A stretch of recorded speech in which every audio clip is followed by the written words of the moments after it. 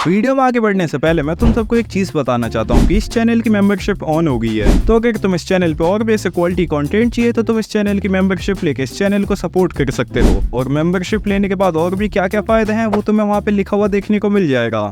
Bleach universe में हमें spiritual powers, soul cutting swords, zanpakuto, magical spells, called kido and और भी ऐसे बहुत सारी टेक्निक्स का यूज करते हुए सोल रीपर्स देखने को मिल जाते हैं। वहीं दूसरी तरफ हॉलोस, ये high speed regeneration, hierro, bala, cero, powerful energy, blast and और भी ऐसे बहुत सारी टेक्निक्स का यूज करते हैं। और ये टेक्निक्स बिल्कुल ही अलग होती हैं जो सोल रीपर यूज करते हैं। पर जैसे जैसे टाइम पास हुआ दोनों ही पार्टीज ने एक दूसरे की पावर्स ऑब्जर्व की और अपनी खुद की न्यू टेक्निक्स बना ली। और उन्हीं टेक्निक्स में से सबसे पावरफुल और मेरी फेवरेट टेक्निक है होलोफिकेशन। ये कैसे काम करती है और इसे किस किस ने यूज किया और कैसे यूज किया है और इसे यूज करने से ब्लीच की स्टोरी पे क्या इम्पैक्ट हुआ है, ये सब कुछ डिस्कस होगा आज की इस वीडियो में।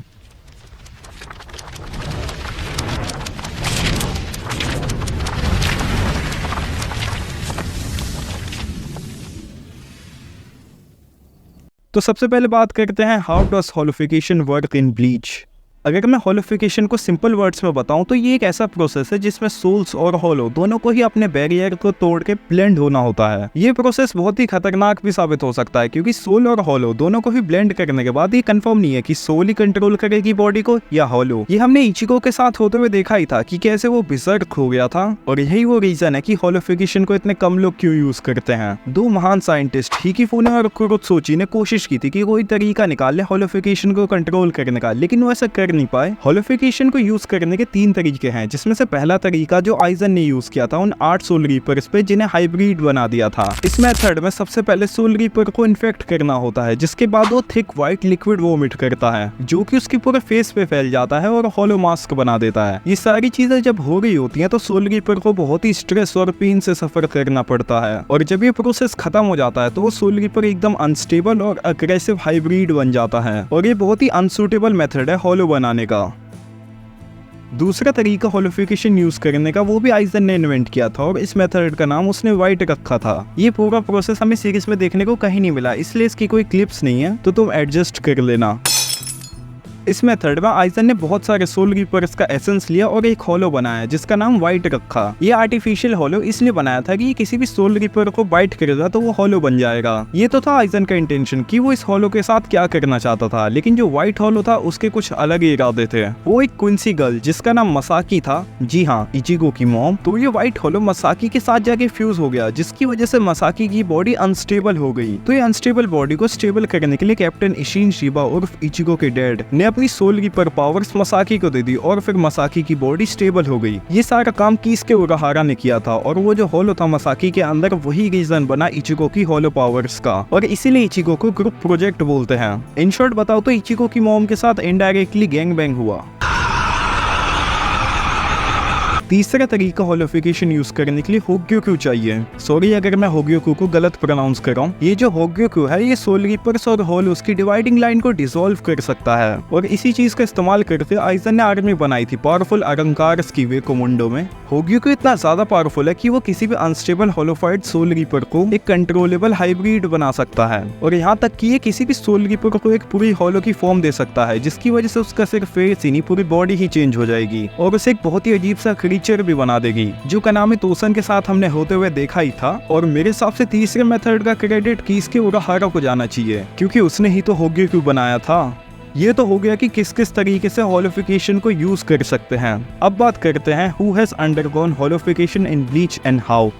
देखो अगर प्रॉपर ऑर्डर से देखा जाए तो सबसे पहले होलोफिकेशन आइजन ने उन 8 सोल रीपर्स पे यूज किया था और उन 8 में से जिस पे सबसे पहले यूज किया था वो कैप्टन ऑफ स्क्वाड 9 केंसाई था और जो बाद में 7 सोल रीपर्स आए थे केंसाई को बचाने उन्हें भी होलो बना दिया था आइजन ने। लेकिन फिर कीसुके ने होग्योकू बनाया ताकि वो इन 8 सोल रीपर्स को ठीक कर सके, लेकिन वो ऐसा नहीं कर पाता है। पर तब भी उसने इन सभी को एक स्टेबल हाइब्रिड बना दिया जिसकी वजह से उन सभी को एक न्यू लाइफ मिली। लेकिन इन सबको सोल सोसाइटी से निकाल दिया जिसकी वजह से ये सब काराकुरा टाउन में आ गए और इन सब ने अपने नाम विजार्ड्स रख लिया और इन सभी ने एक साथ ट्रेनिंग की और एक चीज सीख ली कि अपने मास्क को कैसे पहनते और हटाते हैं अपने मुताबिक।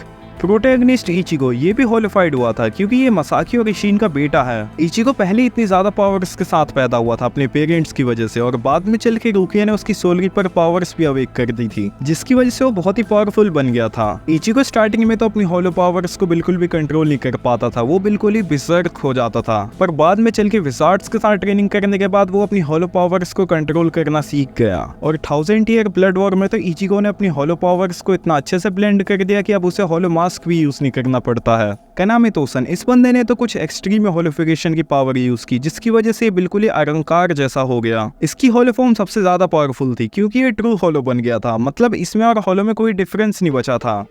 तो अब बात करते हैं how did hollowfication impact the story of Bleach. Overall देखा जाए तो होलिफिकेशन ने एक अपर मॉडरेट रोल प्ले किया ब्लीच सीरीज में, क्योंकि इसकी हेल्प से हम बहुत सारे कैरेक्टर से कनेक्ट कर पाए। आइजन ने जिस तरह शिंजी और उसकी गैंग को होलिफाइड किया था, उसके बाद ही देख लो कितनी जिंदगियां बदल गई। उसके बाद जो कुछ भी उन सभी चीजों का ब्लेम कीसके और यूरिची जी पे डाल दिया, जिसकी वजह से इन दोनों को सोल सोसाइटी से बैन कर दिया। इन सब चीजों के बाद जब व्हाइट होलो ने मसाकी को बाइट किया था, फिर इशिन ने अपनी पावर्स और कीसके की हेल्प से मसाकी को बचा लिया। इन सब चीजों की वजह से इचिगो को one of the important power up मिला, और हमने ज़ानगेत्सु की इम्पोर्टेंस भी देखी। अगर ये होलो वाली पावर नहीं होती इचिगो पे, तो वो ब्याकुया से फाइट जीत ही नहीं पाता। हालांकि ये सब आइजन का प्लान था, लेकिन तब भी होलो पावर की वजह से इचिगो और उसके दोस्त अभी तक जिंदा हैं, क्योंकि होलो वाली पावर नहीं इचिगो और उसके दोस्तों को सोल सोसाइटी से लेके वेकोमुंडो तक बचाया था। तो इन शॉर्ट होलिफिकेशन ने एक बहुत ही अच्छा खासा इंपॉर्टेंट रोल प्ले किया ब्लीच सीरीज में। तो ये तो हो गया होलिफिकेशन की एक्सप्लेनेशन। तो अगर तुम्हें किसी और चीज या किसी और एनिमे पे वीडियो चाहिए तो वो मुझे कमेंट में बता दो। वैसे अगर तुम्हें कोई नई और परफेक्ट एनिमे देखनी है तो तुम ये वाली वीडियो देख सकते हो, और मैं मिलता हूँ किसी और वीडियो में।